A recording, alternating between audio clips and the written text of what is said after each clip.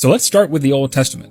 So as we said in the last video, the plan of salvation for most Old Testament saints was through the law, which was given to Moses. Along with the Ten Commandments, this plan also contained a ritualistic sacrificial system for the pardoning of sin. See, through all the ages, both the Old and the New, sin is what separated us from God.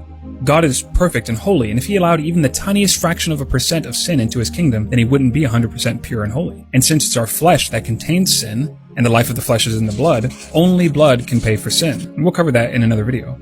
In the Old Testament, this blood was shed through the daily sacrifices, and along with the Ten Commandments and the Book of the Law, Deuteronomy and Leviticus, salvation under the law of Moses was very much works-based. But even though the system very heavily relied on works, it actually wasn't works alone that saved these Old Testament saints. Faith and grace was still very much a part of this system of works. Yes, the Jews had to keep the law, but they also had to have faith. This is why by the time Christ shows up in the New Testament, the Jewish people are in such a poor state. Yeah, they're keeping the sacrifices, but they've lost their faith. The law had lost all its meaning to them. It was just transactional. Basically, the priest became a glorified butcher, and the sacrifice, which was once a delight to God, became a stench.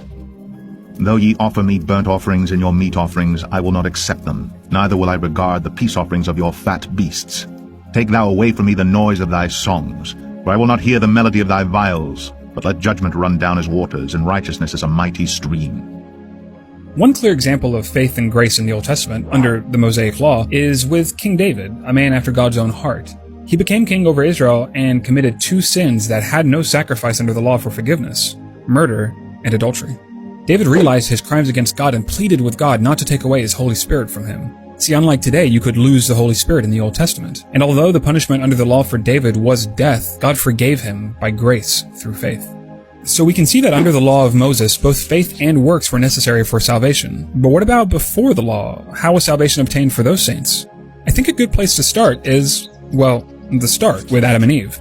Although it's popular today to say that the Old Testament was all works, it was actually only ever all works with Adam and Eve. See, faith is a substance of things hoped for, the evidence of things not seen. And we know Adam saw and spoke with God, so there was no need for faith with him. But there was a work that they had to follow. Just one, not to eat the fruit of the tree of knowledge. Pretty simple, right? Well, we all know how that turned out. There are some great Bible studies that can be had on the plan of salvation directly after the fall of Adam concerning Cain and Abel, and I'm sure we'll cover it sometime in the future. But for the sake of time, we're going to just jump ahead to two figures that really encapsulate the plan of salvation between the fall of Adam to the law of Moses, and that's with Noah and Abraham. Both Noah and Abraham were God-fearing men, and their faith in God is what garnered them a blessing from God. But it wasn't faith alone. Works were mandatory. Noah had to build an ark, and Abraham had to offer up his son Isaac on the altar before God steadied his hand. So unlike the law of Moses, Noah and Abraham were first made righteous in their faith and were then perfected by their works.